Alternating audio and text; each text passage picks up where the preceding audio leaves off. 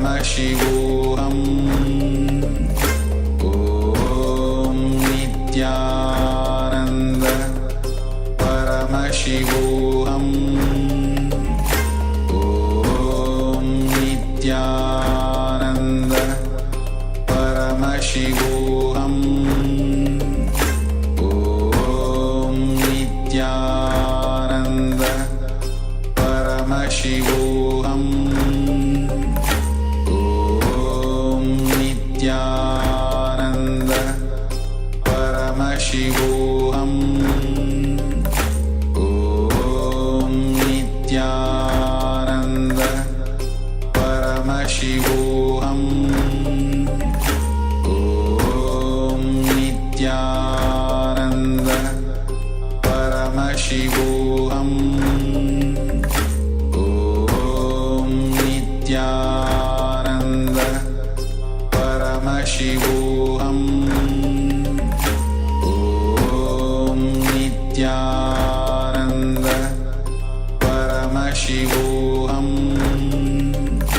Om Nityananda Paramashivoham Om Nityananda Paramashivoham Om Nityananda Paramashivoham Om Nityananda Paramashivoham Om Nityananda Paramashivoham Om Nityananda Paramashivoham Om Nityananda Paramashivoham Om Nityananda Paramashivoham Om Nityananda Paramashivoham Om Nityananda Paramashivoham Om Nityananda Paramashivoham Nithyanandam.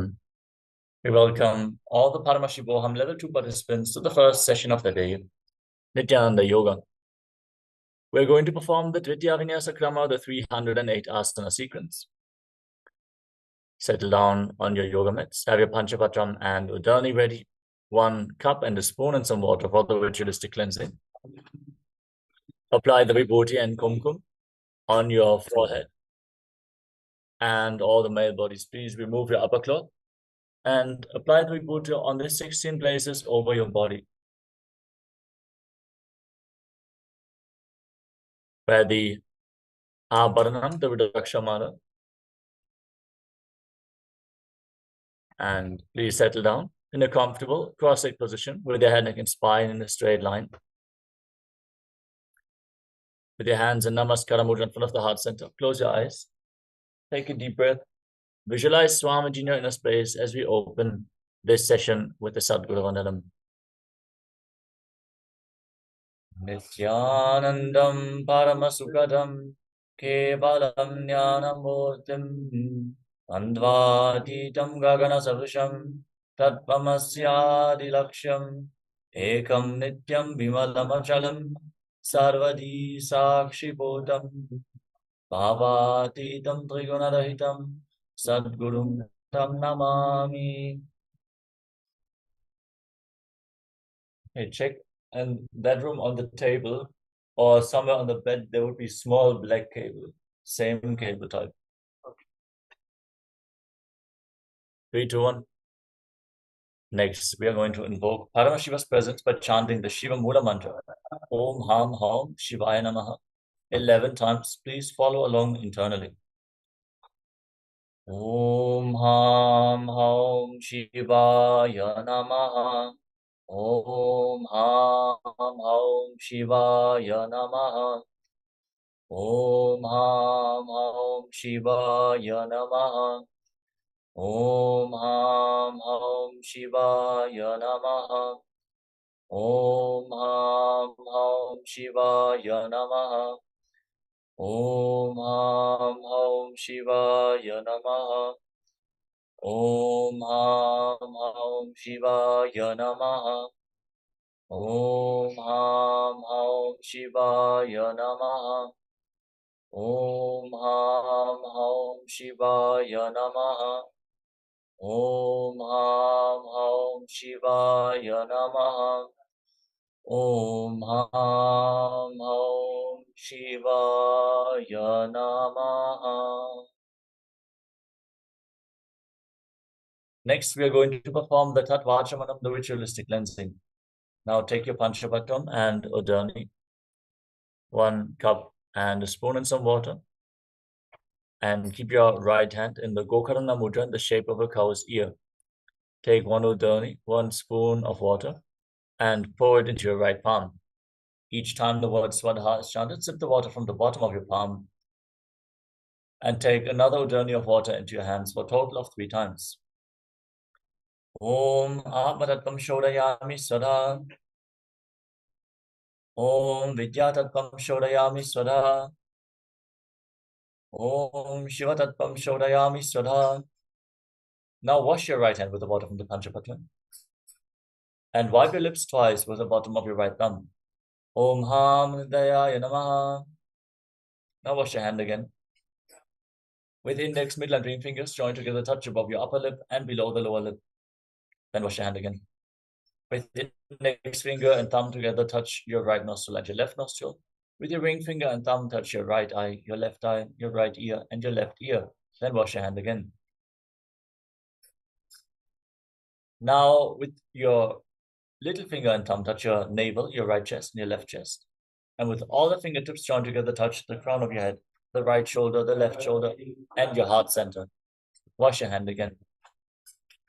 Now place the right hand over the left and place both hands on the right thigh. Close your eyes and make a sankalpa, create a conscious resolution, what you're going to manifest. Through this ritual of Nityananda Yoga today, decide what you want to manifest and hold this as your visualization as we chant the sankalpa mantra. Om Mamopata Samasta Duritakshayadvara Bhagavan Sri Nityananda Paramashiva Prityatam Sri Nityanandeshwari Paramashiva Shakti Sameta Sri Nityanandeshwara Paramashiva Prityatam Cha Adya Purvokta Evam Guna Visheshena Vishishtayam Asyam Shubhadidau Purnaharogyya Yukta Tudagatra Yogiga Sharira Siddhyatam Paramashiva Shakti Avishkaranatam Nityananda Yoga Abhyasam Karishye. Now wash your hand once more. Om Apumasprisya. And keep your Panchapatram and Udani aside safely so we can enter into the asana sequence.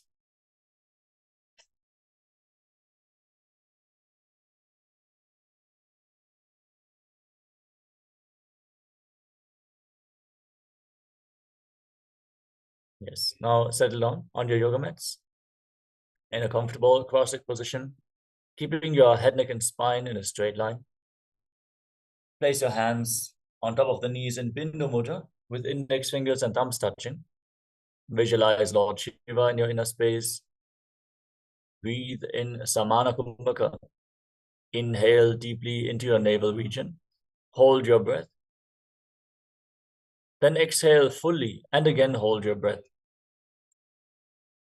Engage Mahamudra Bandha, the 3 bandhas, the root lock, Mula Bandha, contracting your perineal floor and pulling it inwards.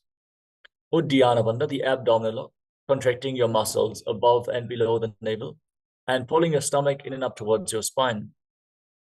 And the Jalandhara Bandha, the throat lock, tucking your chin to the chest internally, contracting your throat muscles, locking your throat completely. No air should be able to enter or exit your body. Performing all the 3 bandhas prevents the retained prana from seeping out into the space around you and redirects the flow of the Kundalini Shakti up along your spine and holds it in the higher energy centers. So sincerely perform the bandhas throughout the sequence, especially the Mula bandha, which is going to be performed in every single asana. Next is the japa. Internally chant the japa soham continuously. Throughout the first few asanas, visualize it rotating around your throat in a circular manner, cleansing the Vishuddhi chakra and activating Vak Shakti, the power of speech. As we enter into the first asana of the sequence, Sukhasana.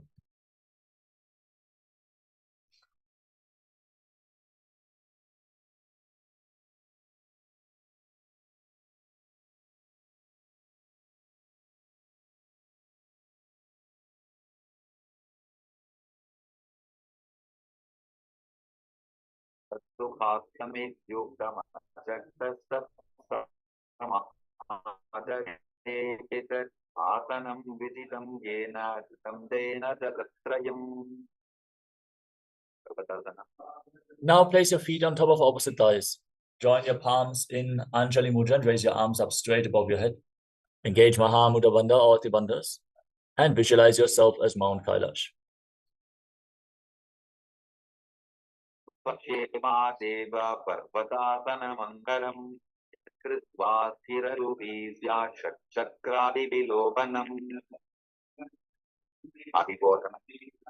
Now extend your feet away from the body and join the soles of the feet together. Interlock your hands behind your back and lean forward and down. Place your forehead on the ground behind your heels. Gaze to the nose, engage Mahamudra Bandha, and visualize Swamiji in your inner space. Try to touch your forehead to the ground.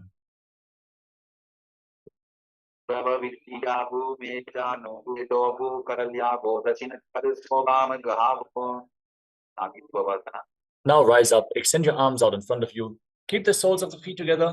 Place your cupped palms on the ground in front of your feet and your forehead once more on the ground behind your heels. Gaze to the tip of the nose as you engage Mahamudra Bandha and visualize yourself as a snake.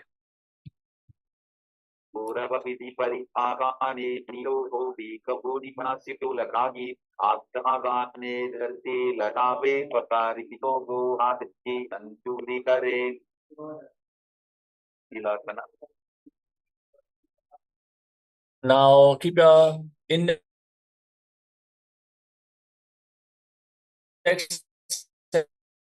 and middle fingers extended. Hold on to little and ring fingers with your thumbs and prana mudra. Catch the foot, process yourself as a bird.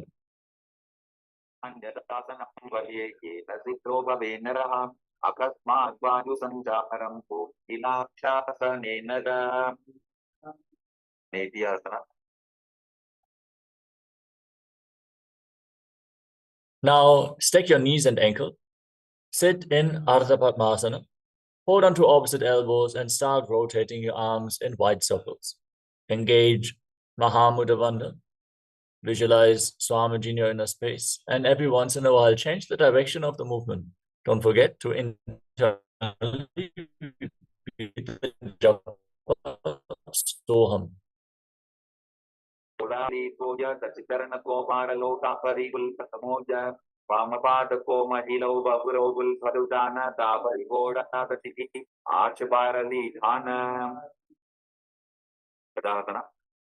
Now place your palms flat on the ground, shoulder width apart. Raise your hips up high.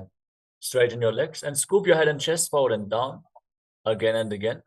Pull your stomach in and up towards your spine in Uddiyana Bandha and visualize yourself as an elephant.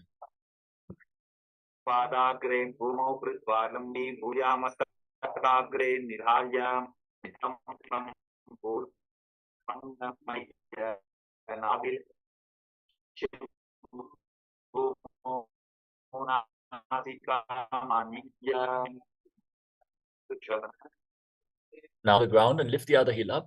Alternate this movement on both sides as you visualize yourself as a bear. Engage Uddiyana Bandha in this method.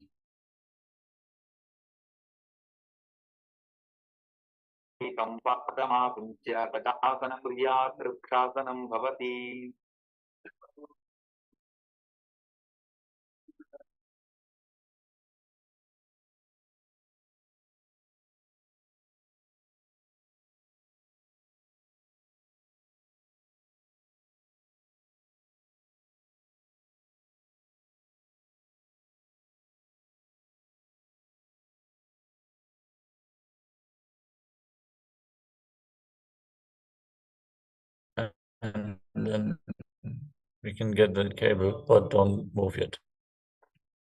Don't move yet.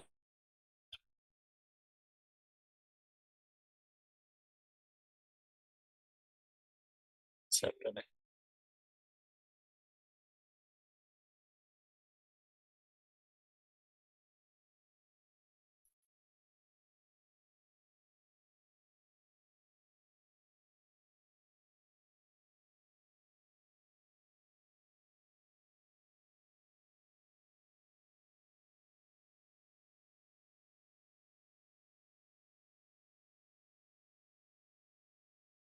You're still in Gajasana.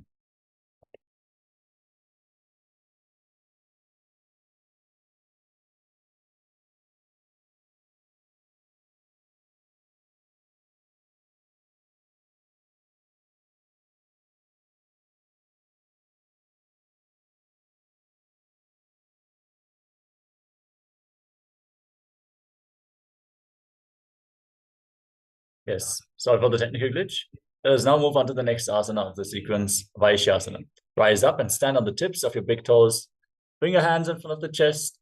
In Hridaya Mudra with index, middle, and ring fingers joined together. And visualize Swamiji in your inner space. केशेन पादयुगलं दत्त्वा तिष्ठेदधो मुखः अथ वैश्यापक्षे यत्कृत्वा सत्यवान् भवेत् बाललिङ्गासना. Now, we are going to perform Uttra Janukarana, stand in Arimandi posture. Heels together, toes pointing outwards and knees bent. Bring your hands to the chest. Raise one knee up along the center of your body in a circular motion and follow along with the respective hand on both sides again and again. Move your arms and legs gracefully in Uttra Janukarana.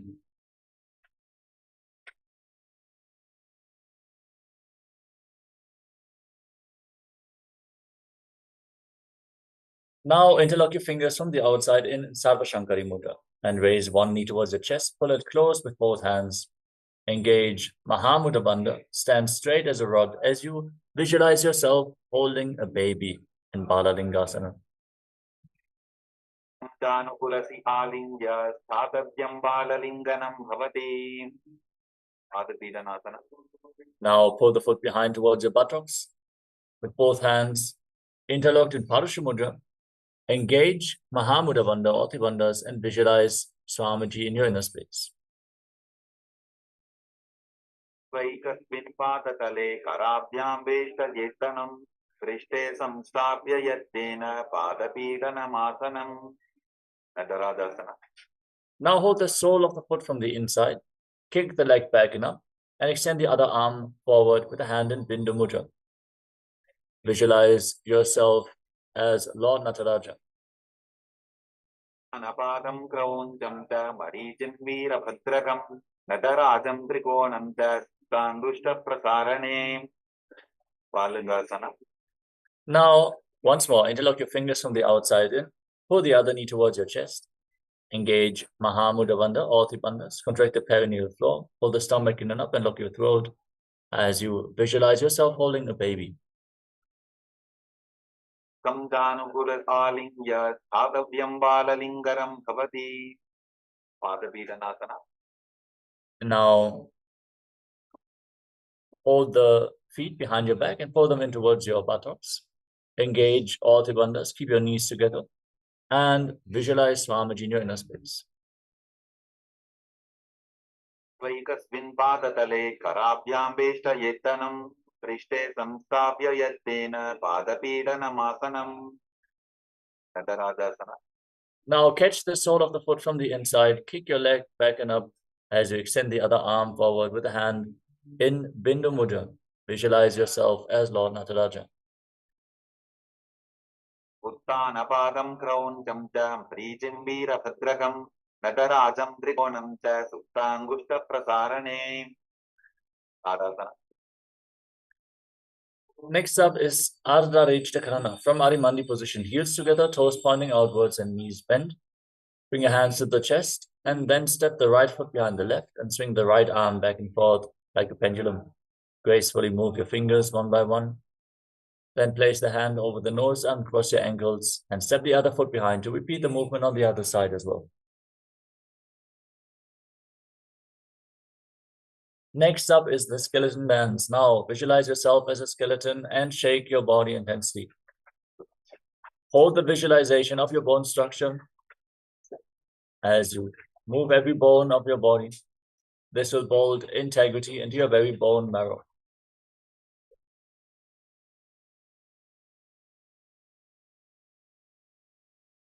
Next up is Katicchina Karana from Arimandi position. Heels together, toes pointing outwards, knees bent.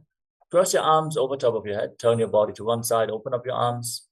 Cross them again as you return to the center and open them up to the other side again and again.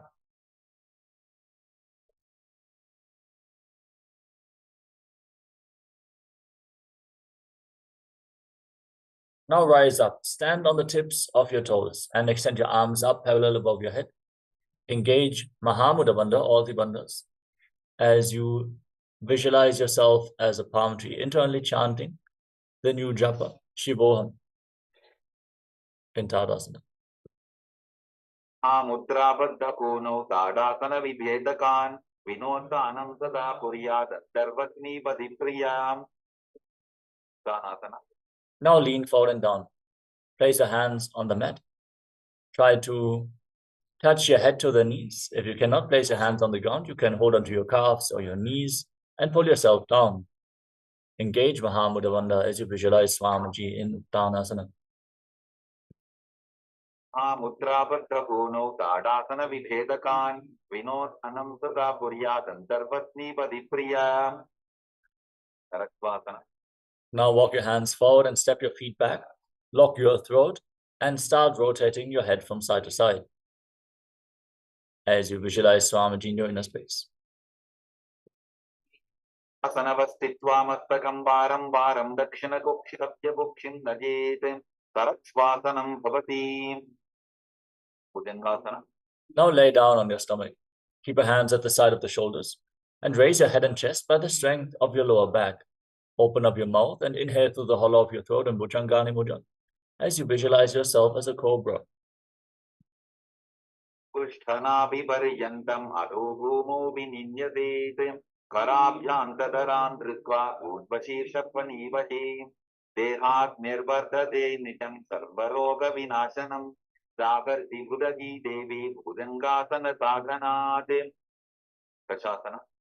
Now push your hands into the ground, lift your body off the mat and alternate pulling your knees in towards your chest, back and forth.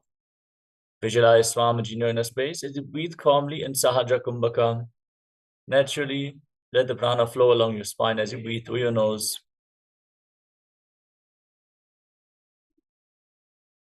Sanasamsito janudvayamabuncha varam varam karavyam shasasanam bhavati. Sasasana. Now step one foot forward in between the hands. Simultaneously jump the front foot back and bring the other foot to the front again and again. Visualize yourself as a chariot in a Rathasana. Sanasamsito ekaikam varam purvamargena brahmajitva kartavyam sasasanam bhavati. Virabhadrasana. Now rise up. Keep one foot extended far back and bend the front knee at a 90-degree angle. Raise your arms up parallel above your head. Rotate your hips forward. Pull your stomach in and up. Gaze towards your third eye and visualize yourself as Lord Virabhadra in Virabhadrasana.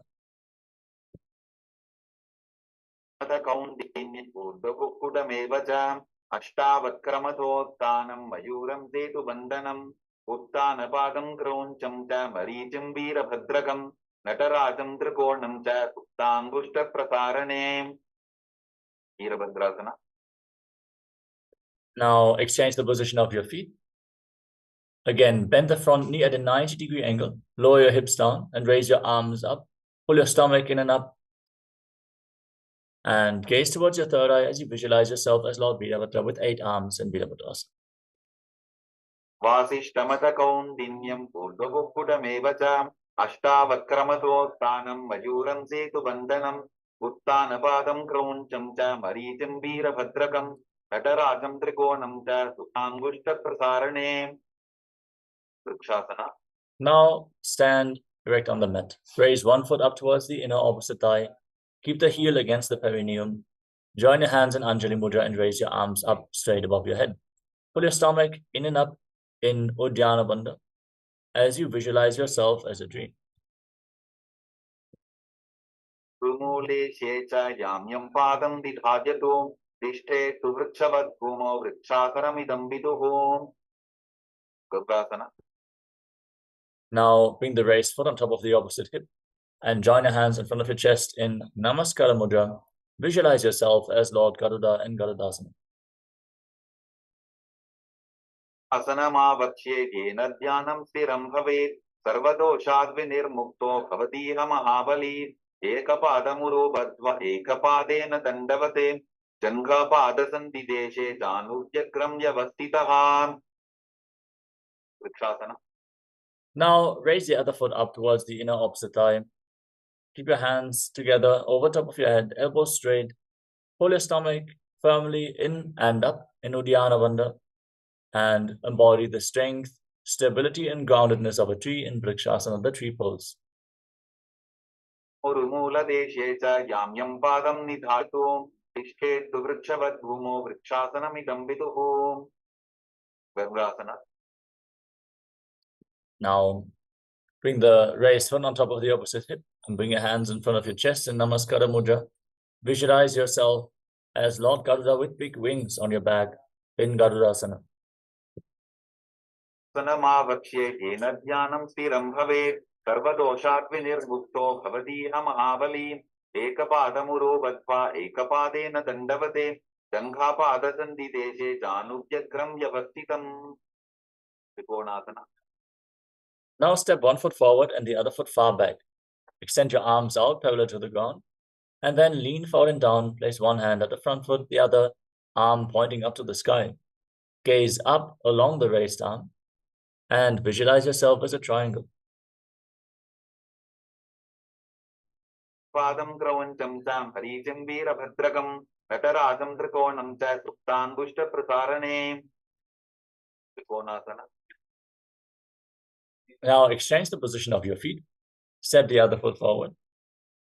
Lean forward and down and gaze up along the raised arm as you repeat Trikonasana, the triangle pose on the other side. Apadam kravancham tam haricam veerabhadrakam natarajam trikonam cha suptandushta prasarane. Angushtasana.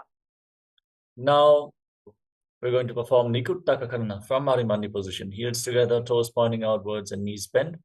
Raise one heel off the ground. Bring your hands in front of your chest with the palms facing each other. Then stomp the raised heel down, lift the other heel up, and simultaneously exchange the position of your hands again and again.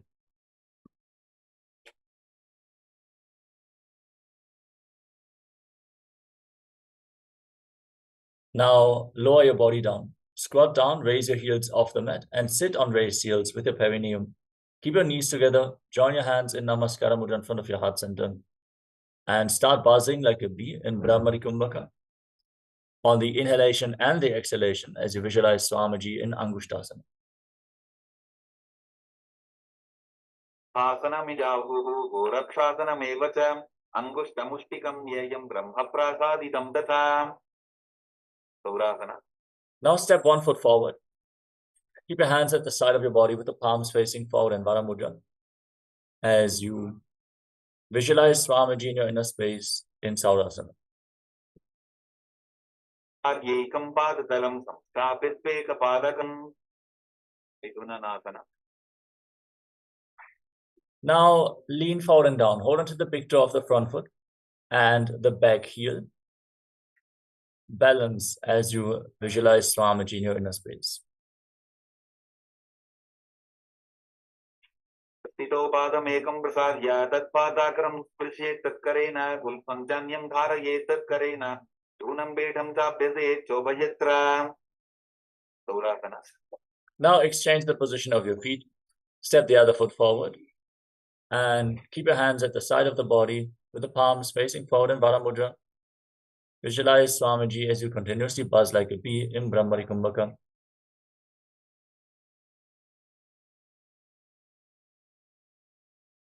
एकं पादतलं संस्थाप्य द्वेकपादकम् विघ्ननासना. Now once more, lean forward and down. Hold on to the big toe of the front foot and the heel of the back foot.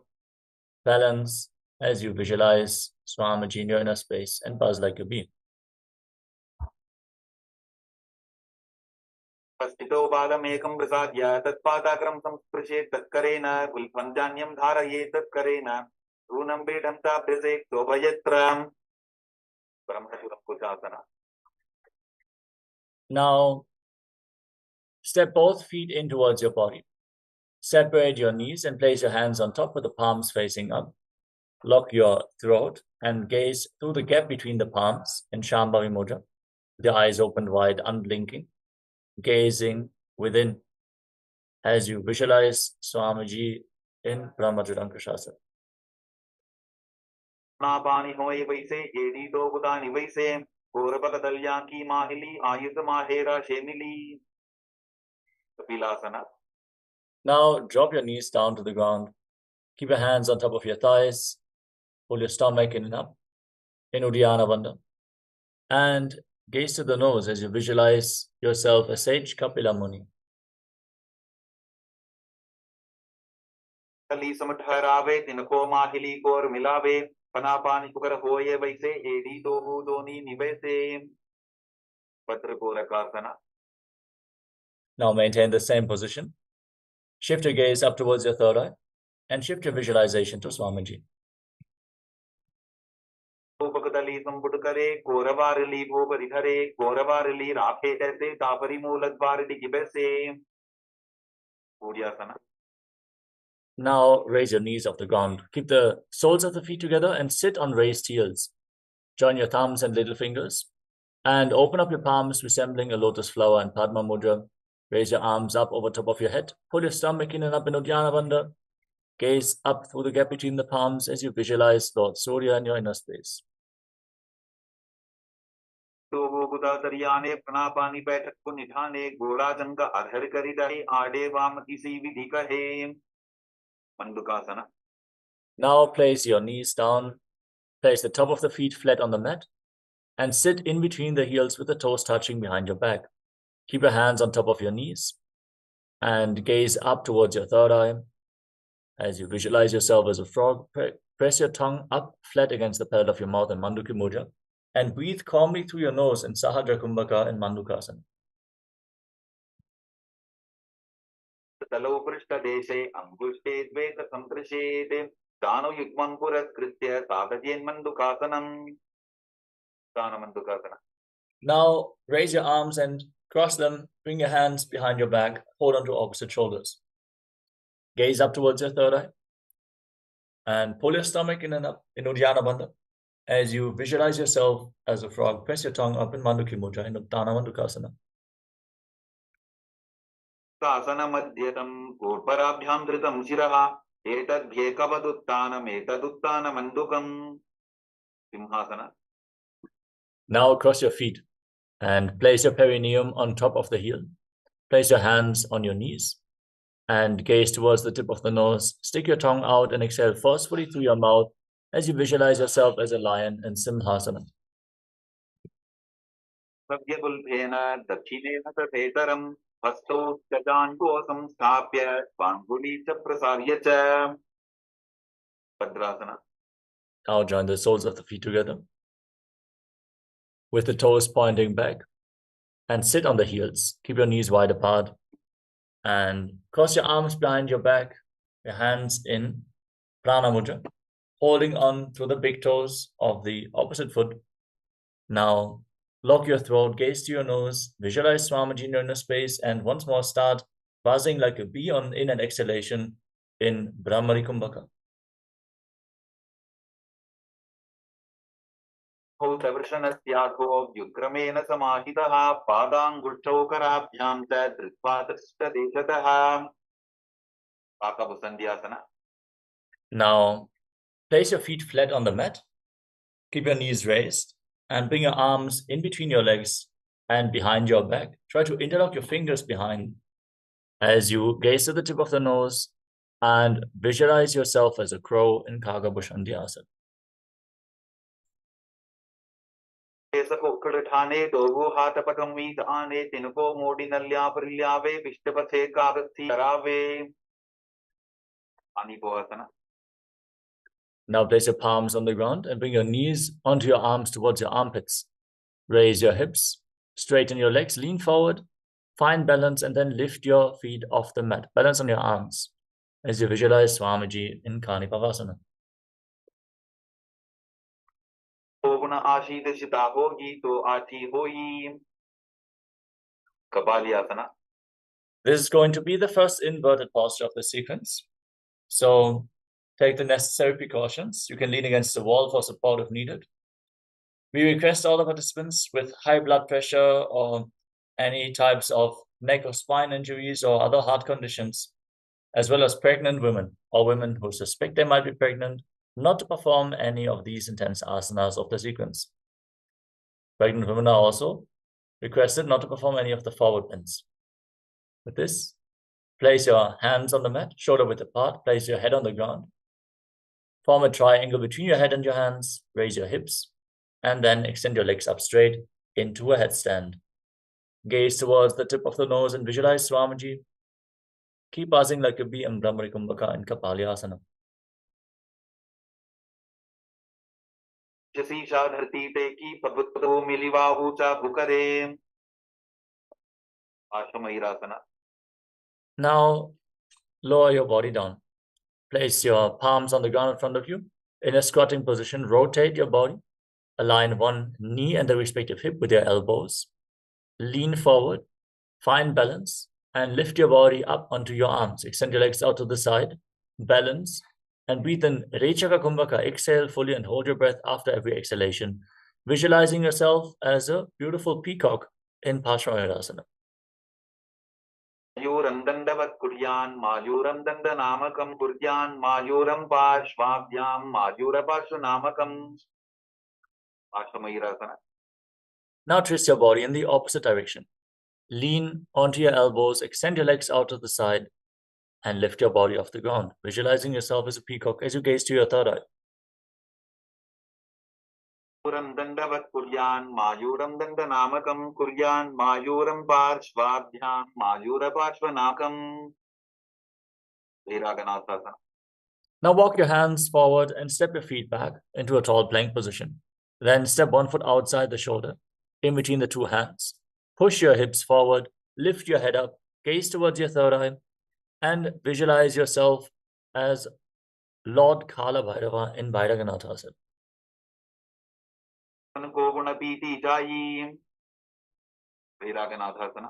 Now exchange the position of your feet. Step the other foot forward, outside the shoulder, in between the two hands. Lift your head and gaze up towards your third eye, visualizing yourself as Lord Kala Bhairava.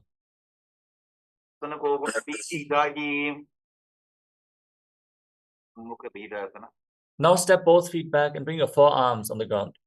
Raise your hips, lift your head and gaze up towards your third eye as you visualize Swamiji in Unmukha Pitasana.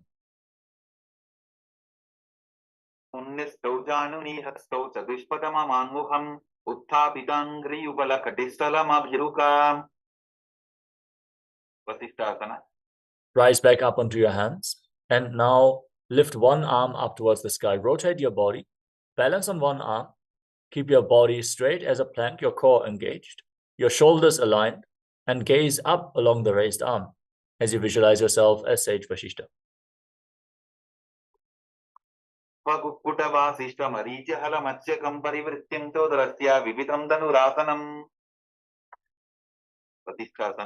Now rotate your body in the opposite direction.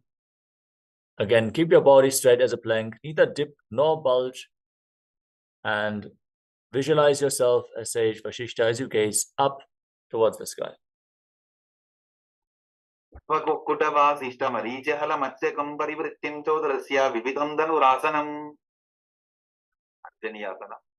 Now come to a seated position with your legs extended forward. Bring your hands underneath the buttocks with your palms facing up. Lock your throat and gaze towards the tip of the nose as you internally chant the new japa, Mahasada-shivoham. Visualize yourself as Lord Hanuman. Yubay Hateli, Koravarli, Mele, Beli, So Agane, Buparidashe, Mahane, Angmilirate. Now lean forward and down. Hold on to the big toes. Keep your heels slightly apart and bring your head towards your knees. Engage Mahamudra Bandha, all the bandhas, as you visualize Swamiji in your inner space. Parilalatantu Paschimantana Muchate, Yena Kena Prakarina, Sukham Dharyam Dajayate. Grasana. Now rise up, interlock your hands around your neck, and separate your knees as you lean forward and down and bring your head in between the knees, elbows outside the legs. Squeeze your core as you engage Mahamudra Bandha, all the bandhas, and visualize Goddess Kali in your inner space.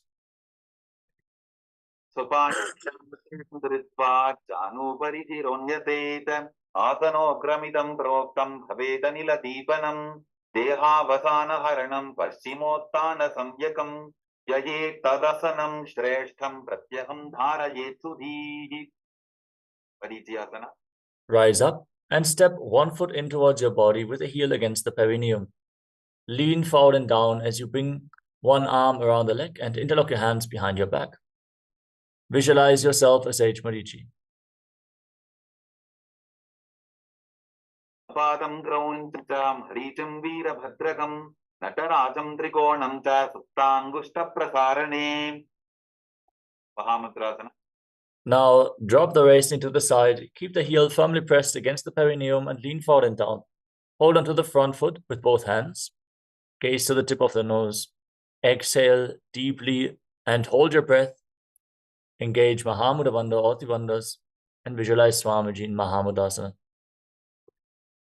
Mudram Pravakshami Tantresvin Mama Vallabhe Yamrapya Siddha Siddhim Cha Kapiladya Puragataha. Asana. Now rise up, exchange the position of your legs. Step the other foot in towards your body. Lean forward and down as you wrap one arm around the leg and interlock both hands behind your back.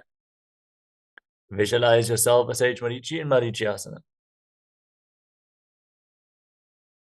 Padam Kraundam Cha Pichim Veera Bhadrakam Nadarajam Trikonam Cha Suptangushta Prasarane.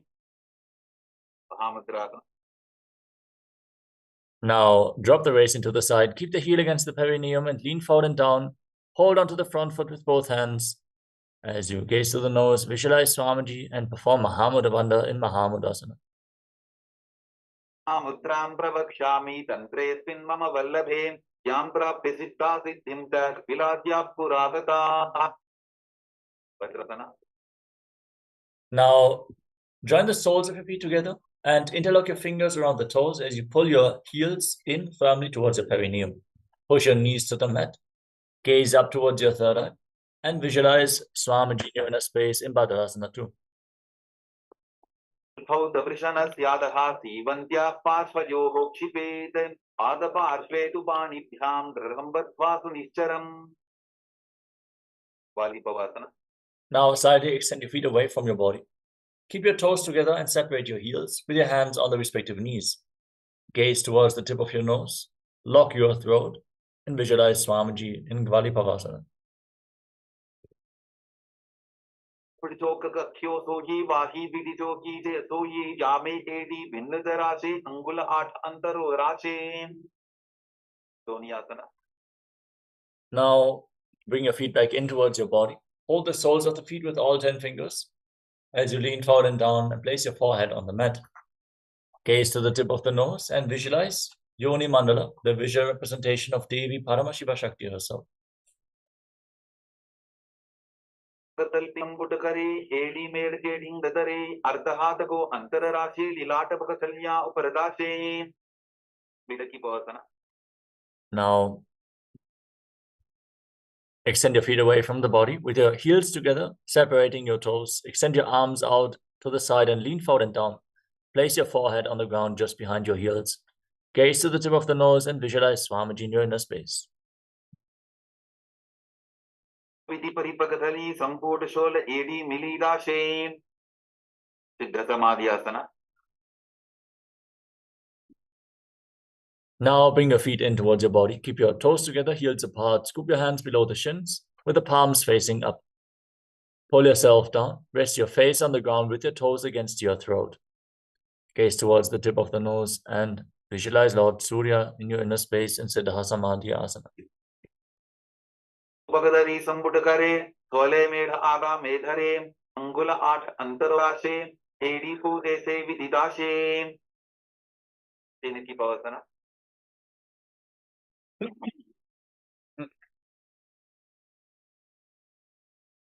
Now hold on to the soles of the feet and open your feet up like a book with your heels against your perineum. Press your hands down, your elbows down onto your thighs as you gaze towards the tip of the nose and visualize Swamiji in Chinaki Pavasana.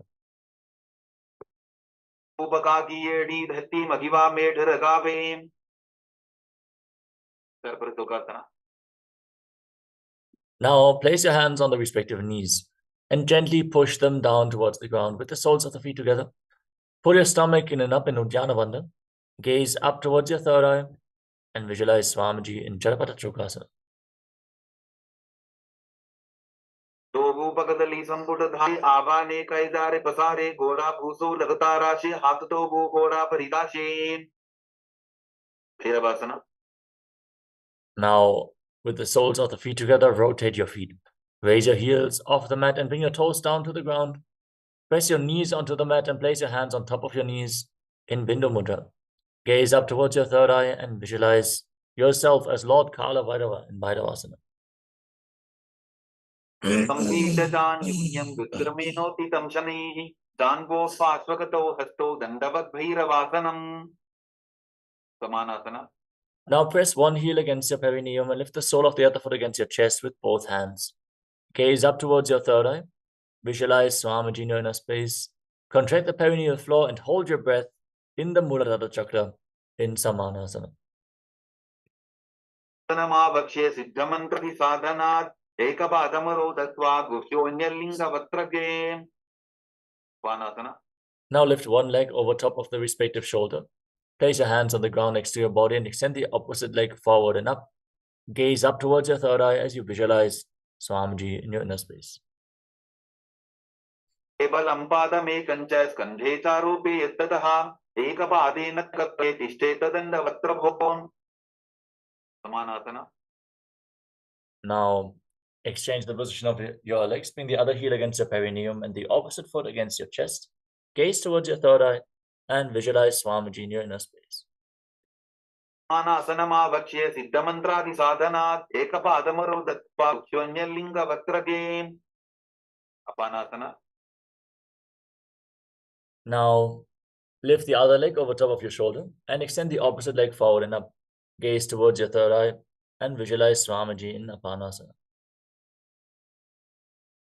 Adame Kancha Skandhe Charupe Yetadaha Ekapadena Kagane Tishtetadanda Vatrabhon. Vomkasana. Now stack your knees in front of your body. Bring your heels outside opposite hips. Interlock your fingers on the top knee. Gaze towards the tip of the nose. Breathe in Siddhkari Kumbhaka. Make a hissing sound through your teeth on the inhalation. And exhale through your nose. Internally chant the new japa Om Nityanandoham as you visualize the face of a cow, Gomukha in Gomukhasana. Ve Dakshina Gulphanto Prishtaparshvin Yodayetem Dakshine Epidata Satyam Gomukham Yatha. Anasuyasana. Now hold on to your big toes in Prana Mudra and pull your stomach in and up in Uddiyana Bandha. Gaze to your nose and visualize yourself as Rishika Anasuya. दक्षिण गोडो नीचो ठाने बाबोता के ऊपर आने गोडा संधि मिलावे भारी आडापत गुनिदे संधि पसारी. Anusuyasana 2. Now interlock your fingers behind your back, maintain your legs in the same position and lean forward and down. Try to bring your chin over the knees and your nose touching the ground. As you gaze to the nose, visualize yourself as Rishika Anasuya. मना कोटा की संधि उपरिटा बागोड़ा की संधि मिलाई राशे घोड़ा से उले भगतल्यालो आरवाई सुधा राशे. Garbhasana 2. Now place the right foot flat on the mat with the left heel against the perineum, hands on the respective knees, right knee against your chest. Gaze to the tip of the nose and visualize yourself as Lord Garuda with big wings on your back in Garudasana 2. Tavobhagamodiyedi Bahilavilkamolatvariani Daide. Naradasana. Now raise your perineum on top of the heel, sit on the heel, interlock your fingers around your neck, and twist your elbows outside the raised knee. Gaze towards your third eye and visualize yourself as sage Narada in Naradasana. Tijavam Vagdali Keri Bhuparida Hilava Vekeri Goda Sudo No Hejogi the Chipashitira Sesogi. Machidakasana. Now place the left foot on top of the right thigh and raise the right knee. Hold onto the right shin with the left hand and hold onto the right big toe with the right hand in Prana Mudra. Gaze towards the tip of the nose and visualize Matsya, the fish avatar of Lord Vishnu, in Matsya Pitakasana. Menavamangushtanto Getam Matsya Vitakam Yoriva Amenakam Bidame Tradubari Dakshinam. Vomkasana. Now again stack your knees in front of your body with the other knee on top this time. Interlock your fingers on the top knee. Gaze to the tip of the nose. Visualize the face of a cow.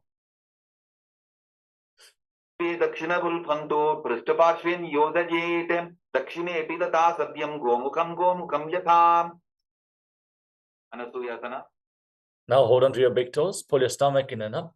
Gaze to the tip of the nose and visualize yourself as Rishika Anasuya. दक्षिण गोडो नीचो ठाने बाबोता के ऊपर आने गोडा संधि मिलावे भारी आडा बदगुनी दे संधि पसारी. Anusuyasana 2. Now interlock your hands behind your back and lean forward and down. Bring your chin over the knee, the nose to the ground. Gaze to the nose and visualize yourself as Rishika Anasuya.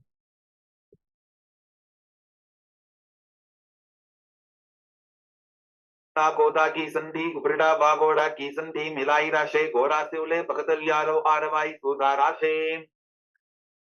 Garudasana 2. Now place the left foot flat on the mat with the right heel against your perineum, hands on the respective knees. Gaze to your nose and visualize yourself as Lord Garuda.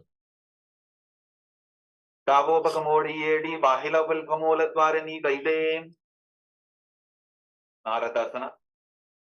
Now sit on the heel, interlock your hands around your neck, twist your elbows outside the raised knee, and gaze to your third eye. Visualize yourself as sage Narada in Naradasana.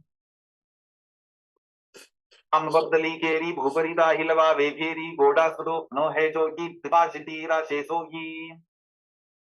Machibidakasana. Now place your right foot on the left thigh. Hold onto the left shin and the left big toe. Gaze to the nose and visualize Matsya, the fish avatar of Lord Vishnu. Menavamangushtanto Grihitam Matsya Vitakam Yoriva Amenakam Bidame Tradubari Dakshinam. Matsyendrasana. Now extend your legs out in front. Then place the left foot on the right thigh and raise the right knee. Twist your left elbow outside the raised knee with a hand by the neck and place the other hand on the ground behind you. Gaze up towards your third eye and visualize Sage Matsyendranath, the master of Hatha Yoga. Udiram Paschimabhasam Kritva Tishtati Yattatahanam Brangam Vamapadam Hi Dakshachanu Parinyaset. Ubasana. Now extend the front arm down towards the big toe. Hold on to the big toe and Prana Mudra. And place the other hand on the respective ear. Gaze up towards your third eye and visualize yourself as a camel in Kubasana. Asana ko guna jholo jahi. Matsyendrasana 2. Now drop the hand from the ear to the ground behind you. Twist your spine even further. Gaze up and visualize Sage Matsyendranath. Matsyendra Petham Dadara Pradiptim Pradandara Pandala Kandanatm Abhyasata Kundalini Prabodham Dandatratvam Hidatati Pumsam. Matsyendrasana. Now extend your legs out in front and place the right foot on top of the left thigh. Raise the left knee. Twist the right elbow outside the raised knee. Place it by the neck and the other hand on the ground behind you. Twist your spine, gaze to your third eye, and visualize Sage Matsyendranath, the master of Hatha Yoga. पश्चिमाभासं कृत्वा तिष्ठति यत्ततः नम्राङ्गं वामपादं हि दक्षतानुपरिन्यसेत् Upasana. Now extend the front hand down towards the foot, hold on to the big toe in prana mudra, and place the other hand on the respective ear. Turn back, gaze towards your third eye, and visualize yourself as a camel in Kubasana. Machendrasana 2. Place the hand from the ear to the ground behind you, twist your spine, gaze up, and visualize Sage Machendrasana 2. प्रदीप्तिं प्रचण्डरपन्दलखण्डनास्त्रम् अभ्यतकुण्डलिनी प्रबोधं दण्डस्थिरत्वं हि ददाति पुंसाम्. Padmasana. Now place your feet on top of opposite thighs. Gaze towards the tip of the nose, engage Mahamudra Bandha. Keep your hands flat on your knees and start breathing in Sitali Kumbhaka. Roll up your tongue, stick it out and inhale through the tube-like tongue in Sitali Kumbhaka. Exhale through your nose. Internally chant Om Nityananda Mahasarashivoham as you visualize yourself as Lord Shiva in Padmasana. द्वेढं प्रोक्तं पद्मं भद्रासनं तथा ऊर्ध्वोरुपैचे धत्ते उभे पादतले यथा. Padmasana 2. Now cross your arms in front of your body and hold onto your big toes in Prana Mudra. Gaze towards the tip of the nose and visualize yourself as Devi Paramashiva Shakti in Padmasana 2. नौचरणौ कृत्वा ऊरु संस्थौ प्रयत्ततः ऊरु मध्ये तथोत्थानो पानी कृत्वा तु तादृशो. Kukutasana. Now, in Padmasana, bring your hands through the legs, place your palms flat on the mat, and lift your entire body off the ground. Breathe calmly through your nose in Sahaja Kumbhaka as you visualize yourself as a rooster. आसनं सुसंस्थाप्य नान्वोरोरन्तरे करो निवेश्य भूमावासिष्ठे व्योमस्तः कुक्कुटासनः. बद्धकेज्यासना. Now, with your legs in Padmasana, rise up onto your knees, place your palms on the mat in front of you, fingers pointing towards your body. Bend your elbows against your navel, lean forward, find balance, and then extend your legs up. Lift your body onto your elbows and visualize Swamiji in your inner space. कामवष्टभ्यगत्वेन तत्कूर्परिस्थापितानाभिपार्श्वः उच्चासनो दण्डवदुत्तितर्खे मायूरमे तत्र वदन्ति पीठम् मयूरं पद्मकं कुर्यात् बद्धके कीति कथ्यते. If you fear falling forward in this asana, you can prepare a pillow and keep it in front of you. So even if you're not able to keep your balance, you're safe. Next is Mayurasana.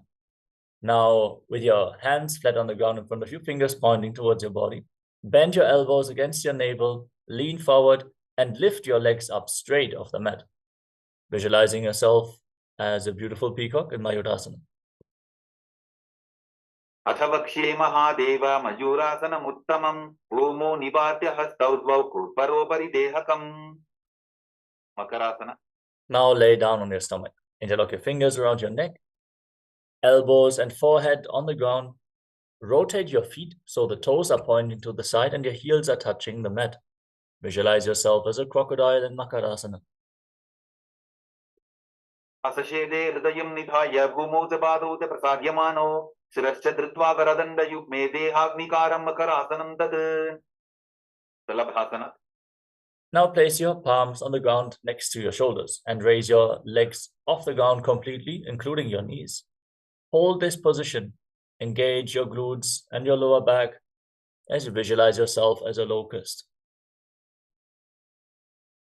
असशेदे करयुग्मवक्षो भूमिमवष्टभ्य करयोस्तलाभ्यां पादौ च शून्ये च वितस्ति चोर्ध्वं वदन्ति पीठं शलभं मुनीन्द्राः. उष्ट्रासना. Now bend your knees, hold on to your feet, and pull your feet outside the hips. Try to touch your heels to the ground. Visualize yourself as a camel in Ushtrasana. सशेते पदयुग्मव्यस्तं पृष्ठेति दायापि धृतं कराभ्याम् आपुञ्चये सम्यक् उदरास्ते वाढमुष्ट्रं च पीठं योगिनो वदन्ति. Dhanurasana. Firmly hold on to your feet and kick your legs back and up. Raise your head and chest as you pull yourself up. Visualize yourself as Pinaka, Lord Shiva's bow in Dhanurasana.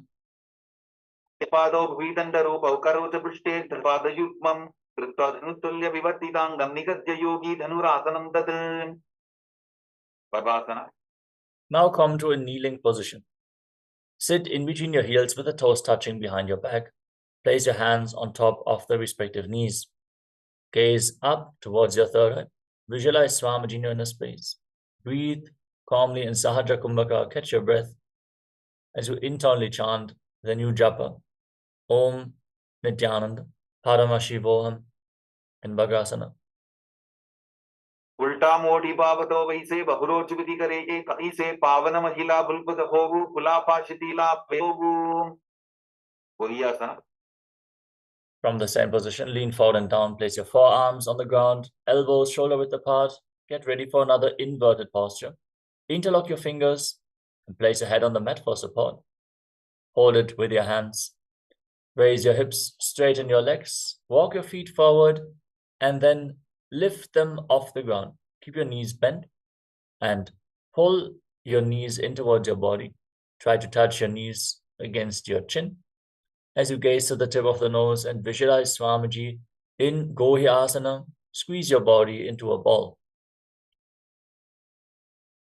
भागती कहनी जोगी पुनः कलाई जाने दोगी shirshasana. Now extend your legs up straight into a headstand.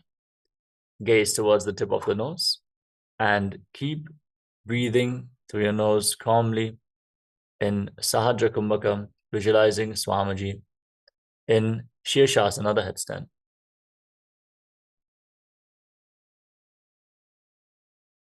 मंडलम तद्विधैव विदितं दण्डासनं दिदा प्रोक्तं विपरीतोपवेशने. You can always lean against the wall or ask a partner to assist you in the performance of this asana. Now come to a seated position with your legs extended forward.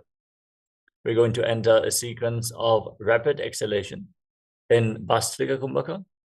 Contract your abdomen and pull your stomach in and up, pushing the air out of your lungs again and again without inhaling, like the bellows of a blacksmith. Visualize Swamiji in your inner space as you hold onto your calves and extend your legs forward and up, starting off with Podhyasana. दो हाथ पक बाहर आने गोरा तरे काकसी ठाने अंगुष्ठ पिंडली लगता धरे चरण उभे आकाशति सी करे परिभासना. Now bring your arms behind your back, hold on to opposite shoulders. Keep your legs raised, exhale rapidly, engage your core as you gaze to your third eye and visualize yourself as a mace. उत्तानशयनं कृत्वा पादौ मिलित्वा प्रसाद्य नितम्बं भूमौ स्पृष्ट्वा हस्ताभ्यां कन्दरां बद्ध्वा नौकासना. Keep your legs raised, extend your arms out in front of you, parallel to the ground. Gaze to your third eye and visualize yourself as a boat.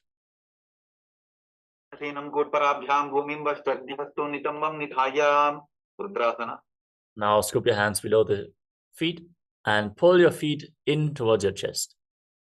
Balance as you rapidly exhale in Bhastrika Kumbhaka. Gaze to your nose and visualize yourself as Lord Rudra in Rudrasana. पगदली संकोट करी हाथस्य उपक उचाजी पकाका अंगूठा दोगो लेवो परलिकानी तालवे मुख पीठासना. Relax. You can breathe calmly now. Lay on your back. Place your feet flat on the ground and keep your knees raised. Interlock your fingers. As you place your palms flat on the ground behind your heels and push your hips off the ground. Push your hands into the mat to lift your hips even higher. Gaze to the tip of the nose. Lock your throat. And hold your breath in Moksha Kumbhaka as you visualize Swamiji in Unmukha Pitasana too. ऊर्ध्वे तजानुनी कृत्वा छविपर्ध्वमुखं तथा उत्थाप्य हस्तौ तिष्ठेतु पीठ उन्मुखनामके shavasana. Now lay down flat on your back. Keep your hands at the side of the body with the palms facing up. Lay completely still.